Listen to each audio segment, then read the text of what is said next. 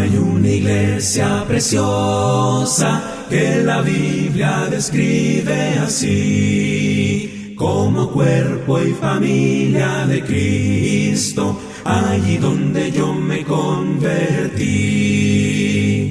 Oh, ven, ven, ven, ven, ven a la iglesia de Cristo, oh, ven donde seas feliz, otro sitio nunca encontrarás. Dios nos bendiga, hermanos, a todos. Gracias le damos a Dios porque vamos a continuar con este tema muy importante, como son los dones espirituales o dones del Espíritu Santo, ¿verdad?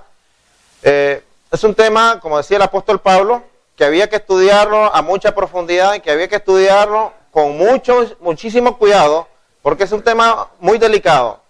La semana pasada estábamos tocando un versículo muy importante que está en Marcos capítulo 16. Vamos a pasarlo rápidamente, porque mucha gente confunde. Mire, el apóstol Pablo en la primera carta a los Corintios decía que no había que ignorar los dones espirituales en el capítulo 12. En el capítulo 13, Pablo habla de que eso iba a cesar, eso se iba a acabar. La ciencia se acabará, la lengua se acabará, la profecía se acabará, en parte conocemos, en parte profetizamos. Quiere decir que eso venía cuando viniera la completa revelación de Dios, cuando tuviéramos la completa palabra de Dios, lo que era en parte, dice el apóstol Pablo, todo eso se va a acabar, dice, eso es algo temporal, que tenía un propósito, tenía su cumplimiento, y cuando ya tuviera su cumplimiento, pues iba a ser a un lado, era muy necesario, pero también se iba a acabar. Pero también estamos viendo, en la semana pasada, hermanos, estamos viendo un problema. Mucha gente viene y tomaba este versículo de Marcos 16, donde el Señor hace una promesa, que dice, y estas señales, Marcos 16, 17, y estas señales seguirán a los que creen. En mi nombre echarán fuera demonios y hablarán nuevas lenguas, tomarán en la mano serpientes, y si vivieran cosas mortíferas, no les hará daño. Sobre los enfermos pondrán sus manos y sanarán. Estábamos notando algo muy importante en este tema. ¿Para quién era la promesa? Recordemos que el versículo 14 del mismo texto decía que Jesús se le apareció y le reprochaba la incredulidad. La promesa primeramente era para los apóstoles. Porque, claro, ellos ya hacían señales, ellos hacían milagros, porque cuando el Señor los mandó en la gran comisión, en la primera comisión de los 70, ellos hacían señales. Pero ¿cuál era el problema? En Mateo 16 miramos uno de los problemas que habían, que ellos tenían un poder muy limitado. ¿A qué se debía la limitación? A la falta de fe. Le dice un hombre a Jesús, ¿por qué tus discípulos no pudieron sacar a este demonio de mi hijo? Ah, dice, por la falta de fe, dice el Señor. Entonces, cuando el Señor, miramos nosotros que la resurrección de Cristo es algo que transformó la vida de estos apóstoles. La resurrección transformó la vida de los apóstoles, de tal manera que aún la sombra de Pedro, de los apóstoles, dice que mucha gente se ponía a la sombra y eran sanados. Miramos en Hechos capítulo 19 que mucha gente llevaba los paños y tocaban los delantales del apóstol Pablo, los ponía sobre enfermos y eran sanados. O sea, porque ya eran hombres que habían entregado su vida. Como ya habían visto, la resurrección fue lo que cambió toda la vida de estos hombres y es lo que tiene que cambiar nuestras vidas también. Ahora, la resurrección, no hemos visto al Cristo resucitado, pero lo creemos porque tenemos la revelación de Dios. Lo creemos por fe. Recordemos lo que dice Pablo, 2 Corintios 5:7. Porque por fe andamos, dice, y no por vista. No tenemos necesidad de ver algo para creerlo, cuando se refiere esto a la palabra de Dios. Ahora, el otro grupo, primero eran los apóstoles, pero hubieron personas, como decía la carta a los Corintios, que iban a tener este don del Espíritu Santo también, este don de hacer milagros. ¿Cómo era esto? La imposición de manos. Leíamos la semana pasada, cuando Felipe predicaba en Samaria. Vamos a ir a Hechos, recordar este versículo, Hechos capítulo 8. Cuando Felipe predicaba en Samaria, recordamos que había un señor ahí, llamado Simón el Mago, que hacía grandes señales, pero fíjense bien, que eran artes engañosas, y aquí tenemos que tener mucho cuidado con esto. Ojo con esto. Hechos capítulo 8, versículo 9, dice la Escritura.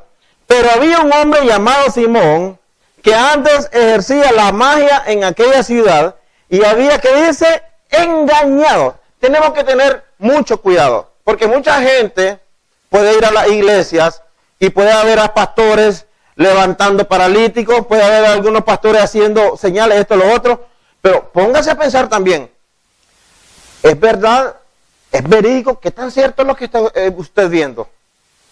Porque también existe la mentira. Ojo acá que Simón el mago, con su arte engañosa, a ver, esto era de mentira, ¿por qué? Porque la verdad no miente, así de sencillo. Dice que estaban atentos y mira el problema que hay. Dice, a este, en el versículo 10, a este oían atentamente todos, desde el más pequeño hasta el más grande, diciendo, este es el gran poder de Dios. Eso tenemos que tener mucho cuidado.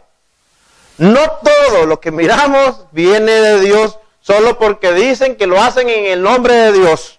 La gente miraba la arte engañosa de Simón el mago y creía que era el gran poder de Dios.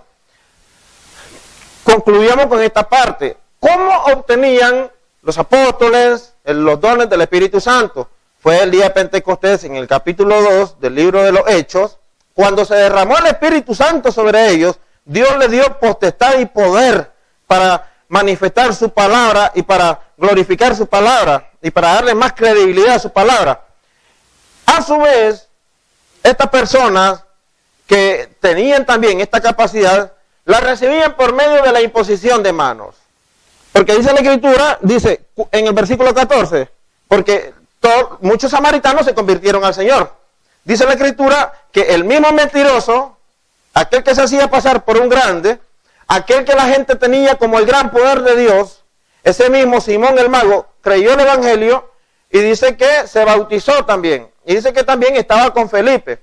Y dice la Escritura en el versículo 14, cuando los apóstoles estaban en Samaria, en Jerusalén, oyeron que Samaria había recibido la palabra de Dios, enviaron allá a Pedro y a Juan, los cuales, habiendo venido, oraron por ellos para que recibiesen el Espíritu Santo. Porque aún no había descendido sobre ellos, sobre ninguno de ellos, sino que solamente habían sido bautizados en el nombre de Jesús. Entonces le imponían las manos y recibían el Espíritu Santo. Mira, aquí hay algo que aclarar. No podemos confundir esto que no habían recibido el Espíritu Santo con el Espíritu Santo que recibimos nosotros por medio del bautismo. Hay dos funciones en el Espíritu Santo. Ojo acá con esto. Dice Hechos 2:38, palabras del apóstol Pedro, bautícese cada uno, arrepentidos y bautícese cada uno en el nombre de Jesucristo para el perdón de los pecados y recibiréis el don del Espíritu Santo. Cuando la persona que cree se bautiza en el nombre de Cristo, recibe el Espíritu Santo, pero pasa a trabajar internamente, vive en el hombre, en la conciencia del hombre, trabaja con nuestra conciencia, trabaja como una guía y ahí está permanentemente, No se tiene que confundir con los dones del Espíritu Santo. El Espíritu Santo, el sello del Espíritu Santo se recibe con el bautismo. Este Espíritu Santo que se recibía por la imposición de manos era la capacidad de hacer señales, de hacer dones milagrosos, de hacer señales. ¿Para qué? Para que, recordemos que no tenían el Nuevo Testamento que ahora nosotros tenemos. Entonces, era necesario, lo recordamos siempre esto, no se nos tiene que olvidar esto. Era necesario que la palabra predicada fuera confirmada, como dice Hebreos capítulo 2, versículo 3, 4, dice, que fuera confirmada con ¿qué dice? Con señales. Miren lo que dice el mismo Evangelio de Marcos en el capítulo 16 siempre. Primero le hace la promesa al Señor. Dice, y estas señales seguirán a los que creen, dice, en mi nombre echarán fuera demonios, dice, hablarán nuevas lenguas. Ahora dice, en el versículo 20, y ellos saliendo, predicaron en todas partes, ayudándoles el Señor y confirmando, dice, la palabra. ¿Quién los iba ayudando? Dice, ellos salieron predicándole, ayudándole al Señor, dice, y confirmando la palabra. ¿Con qué dice? Con las señales que la seguían. Predicaban la palabra y para que la gente creyera que esa palabra era verdaderamente palabra de Dios, tenían que tener la capacidad de hacer señales, dones milagrosos. ¿Por qué le creyeron a Felipe? porque Felipe sí tenía el don del Espíritu Santo. Felipe tenía la capacidad de hacer señales. El otro lo tenía engañado, pero esa es la palabra de Dios claramente. Artes engañosas. Tenemos que analizar lo que es el don del Espíritu Santo y lo que es el arte de engañosas. Todo lo que miramos en la iglesia, ¿acaso nosotros es verdadero? ¿Acaso nos consta a nosotros lo que esos enfermos, si verdaderamente estaban enfermos? Y ojo con esto. Dice la Escritura que cuando llega Pedro y Juan, impusieron las manos para transmitir el don del Espíritu Santo. Yo les decía una pregunta la semana pasada. ¿Por qué no lo hizo Felipe? ¿Por qué no impuso las manos Felipe? Porque Felipe no era apóstol. No era apóstol, no tenía autoridad. Solamente los apóstoles tenían autoridad para imponer las manos. Fíjense bien en Hechos capítulo 19. Miramos un ejemplo también de imposición de manos. Esto es muy importante. Mire acá, cuando el apóstol Pablo se encuentra con unos discípulos, dice la Escritura, aconteció que entre tanto Apolos estaba en Corinto, Pablo, después de recorrer las regiones superiores, vino a Éfeso y hallando a ciertos discípulos, les dijo, ¿recibisteis el Espíritu Santo cuando creísteis? Y ellos le dijeron, ni siquiera hemos oído si hay Espíritu Santo. Entonces dijo, ¿en qué pues fuisteis bautizados? Pablo le pregunta si habían recibido el Espíritu Santo. Ni siquiera hemos oído, dicen ellos. ¿En qué pues fuisteis bautizados? Ellos dijeron, en el bautismo de Juan. Ellos estaban todavía con el por Dios, el bautismo de Juan, pero ya había pasado su vigencia, ahora estaba el bautismo de Cristo. Por eso le dice Pablo en el versículo 4, Juan bautizó con bautismo de arrepentimiento, diciendo al pueblo que creyesen en aquel que vendría después de él, esto es en Cristo Jesús. Cuando oyeron esto, fueron bautizados en el nombre del Señor Jesús. Y habiéndoles impuesto, ¿quién dice? Pablo. Pablo andaba con un grupo de personas. Pero la Escritura es santa, la Escritura es perfecta. ¿Quién impuso las manos? El apóstol Pablo. ¿Quién impuso las manos a los samaritanos? Pedro y Juan. ¿Quién era Pedro y Juan? Eran apóstoles. ¿Quién era Pablo? Apóstol del Señor. Ninguna persona que no fuera apóstol no tenía de ninguna manera autoridad para imponer las manos. Y vamos a profundizar un poquito más en esto, que tenemos que tener mucho cuidado con esto. Pablo le impone las manos, dice, fueron bautizados en nombre del Señor Jesús, dice, y habiéndole impuesto Pablo las manos, vino sobre ellos el Espíritu Santo. Primero lo recibieron cuando fueron bautizados, pero ¿qué? El Espíritu Santo como una guía. Como dice 1 Pedro capítulo 3 versículo 21, que el Espíritu Santo, el bautismo salva, dice, pero no como no quitando la inmundicia de la carne, sino como la aspiración a una nueva conciencia. Quiere decir que el Espíritu Santo trabaja con nuestra conciencia, trabaja como un ser interno, como una guía espiritual en nuestras vidas, nos abre el entendimiento, nos abre los ojos espirituales. Pero como no tenían ellos el Nuevo Testamento que nosotros tenemos en nuestras manos, recorremos siempre esto. Era necesario hacer señales. Estos varones tenían que ir a predicar el Evangelio. Y el Espíritu Santo, por medio de la imposición de manos del apóstol Pablo, los estaba capacitando para que esa predicación que ellos llevaran al lugar donde ellos fueran, fuera confirmada con señales y prodigios del Espíritu Santo. Entonces dice que ellos, cuando vino sobre ellos el Espíritu Santo, dice, y hablaban en lenguas y profetizaban. Ahora tenemos que hacer una pregunta acá. El capítulo 2 de los Hechos narra el acontecimiento del derramamiento del Espíritu Santo, que fue lo que le dio la capacidad a los apóstoles para hacer señales y prodigios. Ahí en el caso de Cornelio, capítulo 10 y capítulo 11, también se derrama el Espíritu Santo. Y hay que aclarar esta parte aquí también. Porque mucha gente a veces que el Espíritu Santo se sigue derramando. No se sigue derramando el Espíritu Santo. Porque cuando Pedro relata lo que sucedió en la casa de Cornelio, dice, se derramó el Espíritu Santo sobre ellos, dice, como sobre nosotros al principio. ¿A qué principio se refiere? Al día de Pentecostés. Si el derramamiento del Espíritu Santo fuera algo que se da consecutivamente, no tendría necesidad de irse hasta el principio. Hubiera dicho como se derramó sobre los hermanos la semana pasada, o el mes pasado, o la semana antepasada. No. Pedro sabía que ese hecho era un evento único.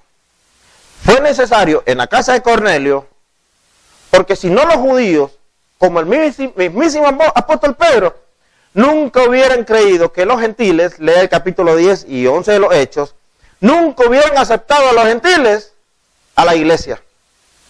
El Señor sabía que los judíos tenían corazones tan duros que fue necesario el derramamiento del Espíritu Santo sobre Cornelio y su casa para que fueran bautizados.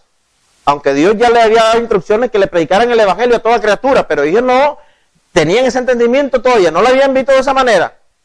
Ahora, por eso es que Pedro dice, se derramó sobre ellos, dice, como sobre nosotros allá al principio. Se refiere al principio de la iglesia, que es el capítulo de los Hechos. El derramamiento no es algo que se vaya dando consecutivamente, porque los apóstoles recibieron el poder por el derramamiento del Espíritu Santo, y las demás personas recibían cuando ellos imponían las manos. Hay que preguntarse algo. ¿Hay apóstoles ahora? ¿Tenemos apóstoles vivos? Claro que tenemos apóstoles vivos. El mismo Pedro, el mismo Pablo, el mismo Juan. Porque Dios es Dios de vivos y no de muertos. Pero físicamente ellos no están con nosotros.